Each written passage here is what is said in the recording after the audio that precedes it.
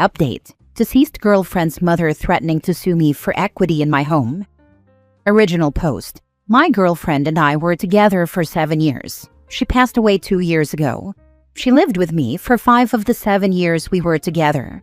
I bought my home a year into our relationship. I was the only one on the mortgage, and now I own the home. I came into full ownership of the home after she passed. My name is also the only one on all bills. My girlfriend did not pay rent. My girlfriend's mother has contacted me and informed me that she intends to sue me for equity in the home, claiming that she has proof my girlfriend invested in the home and paid to have renovations done. We renovated one of the bathrooms and a bedroom, and I paid all costs related to that.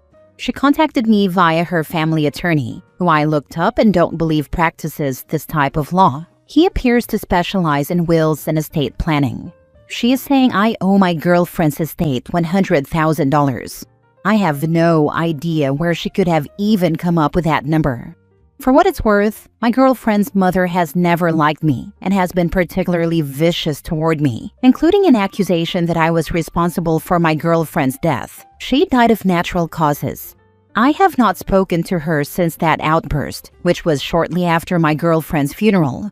Her mother was the executor of my girlfriend's estate. My girlfriend's family, including her father and siblings, have always supported me and have denounced her mother. Basically, I am wondering if I actually need to worry about this and what questions I need to ask when I meet with an attorney on Monday. My name is on everything. I can't even find any receipts or anything that has her name on it. The fact that this is coming from an actual attorney has me a bit spooked. I received the notice yesterday. Thanks for your time. Edit: by saying came into ownership of the home, I meant to say I paid off the mortgage. Sorry for any confusion. To clarify some things, no, her name has never been on the deed to the house. And no, we did not share bank accounts. I paid for everything out of my own accounts. The mortgage, the renovations, everything. She at no point contributed to these. Now for the top advice before reading the update. Did she have a will? Who was the beneficiary of her estate? She did have a will. It left everything to her parents. Was she ever on the deed? Your post mentions that you came into full ownership after her death, which implies she was on the deed. What I mean by that is I paid off the mortgage after her death.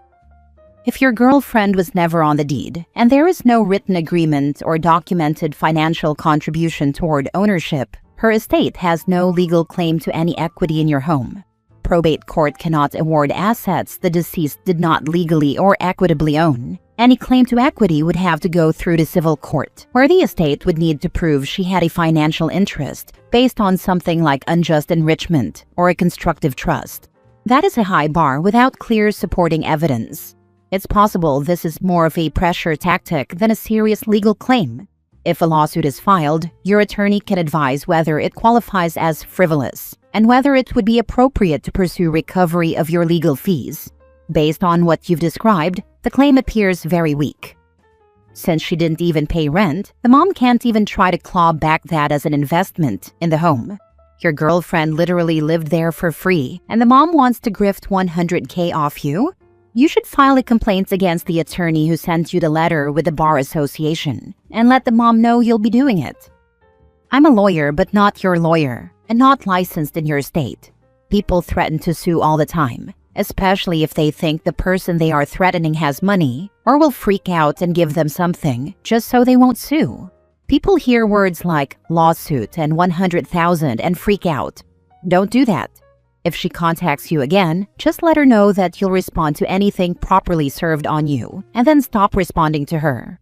Seriously, block her if for no other reason than for your own mental health. If you're served with a lawsuit, hire a lawyer and go from there. If it were me, I wouldn't spend money on a lawyer just in case.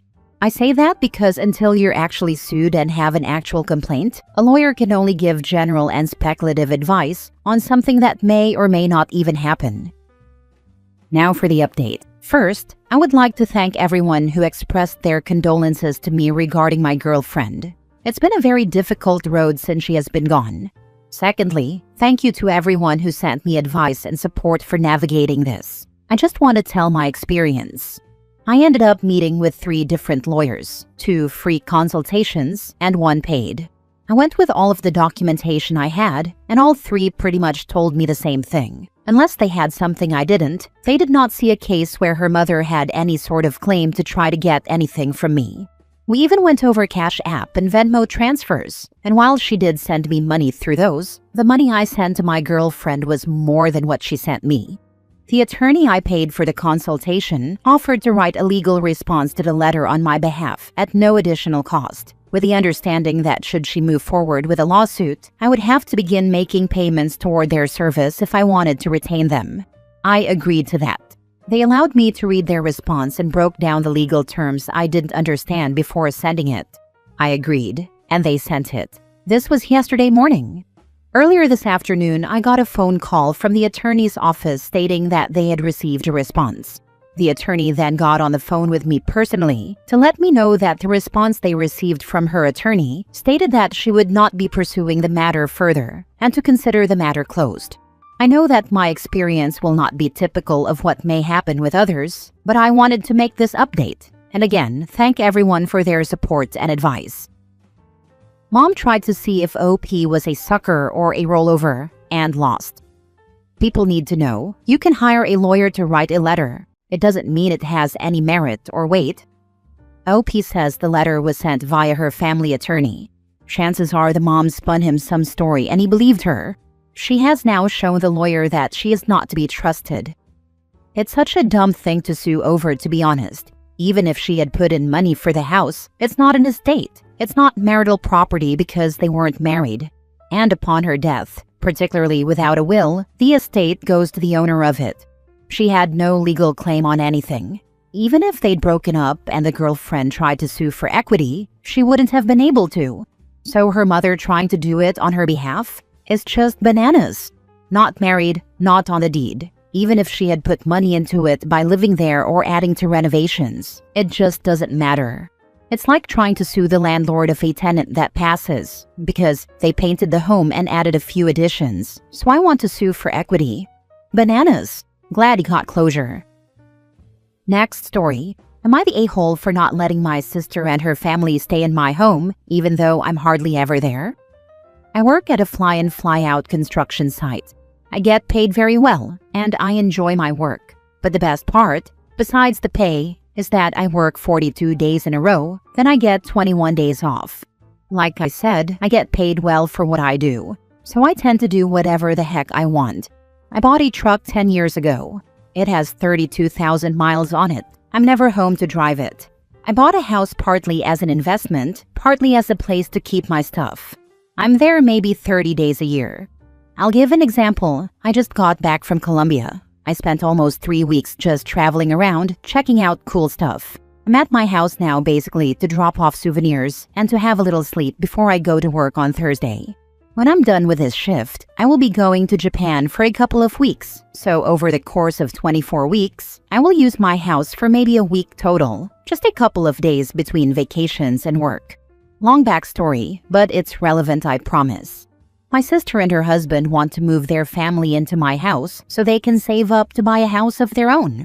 They don't want to pay me rent or anything. They say that if they are there, then I don't need my gardener or my caretaker service. They will take care of my house. They aren't homeless or anything. They are both employed people with careers. They just want to save up.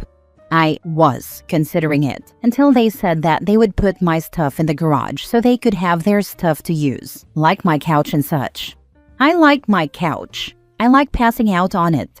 I like my stuff in my house my way.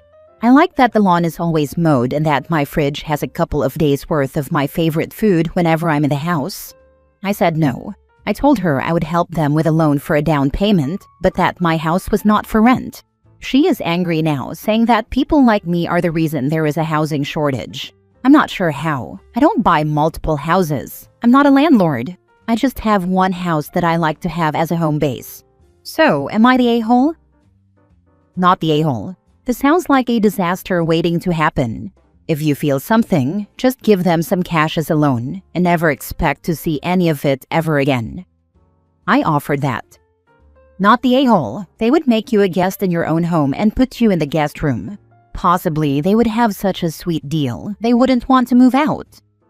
It sounds like they're trying to take advantage of your generosity without fully considering you. I am willing to wager my immortal soul that they won't save a dime toward buying a home. I'm also willing to bet that the gardening or caretaking services would taper off, and soon OP would be the bad guy for making them into slaves in the home. And once they were enjoying the free lodgings, utilities, and food, it would take dynamite to dislodge them.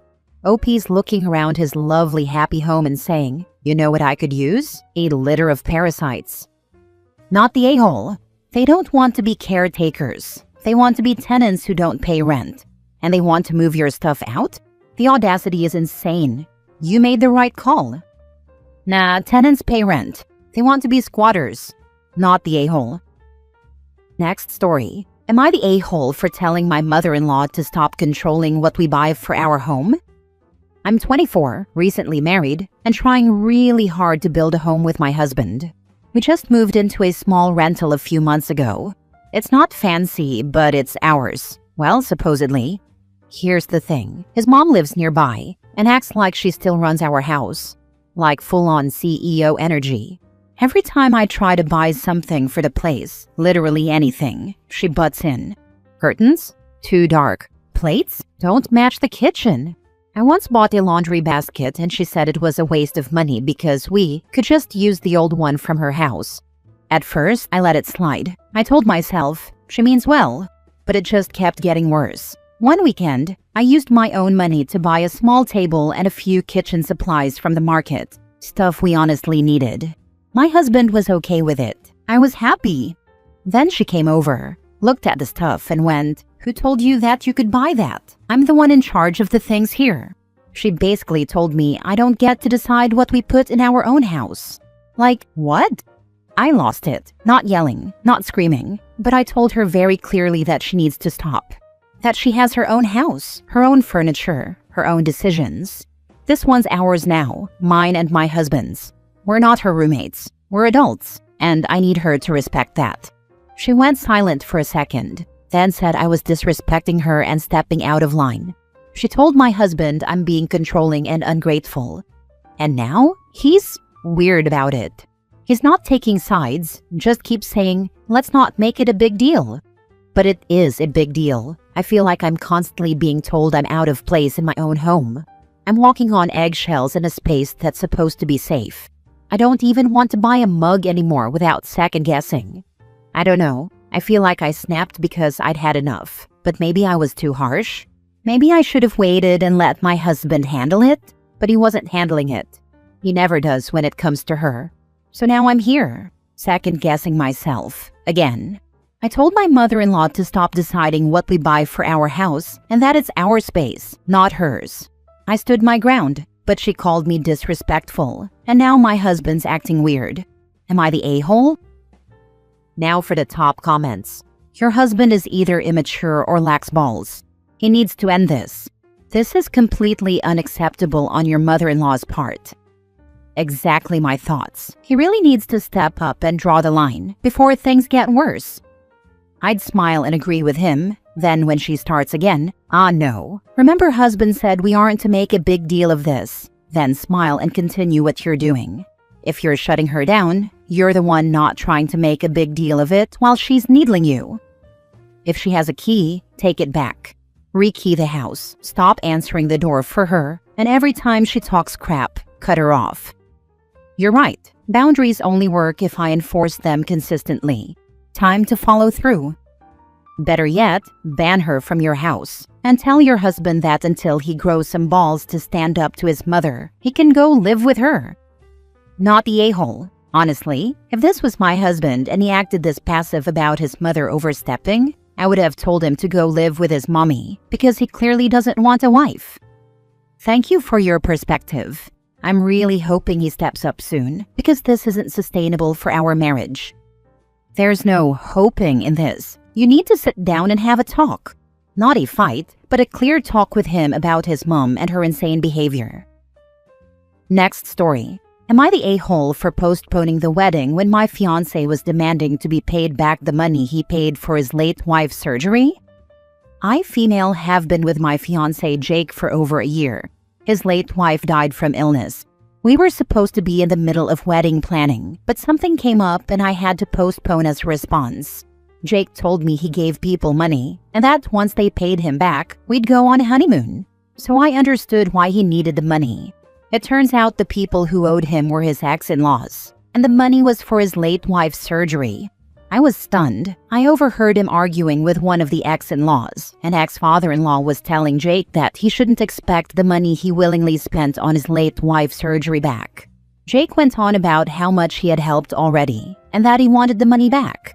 I was shocked. I tried to speak to him about it, and he got defensive. I flat out told him he had no right to demand the money he paid for his late wife's surgery back, and that it was disrespectful not just to the ex-in-laws, but to her memory. He looked at me shocked and said that I was being judgmental. From what I understand, his late wife stayed at home and took care of the house. I feel like it's unfair that he's demanding the money back.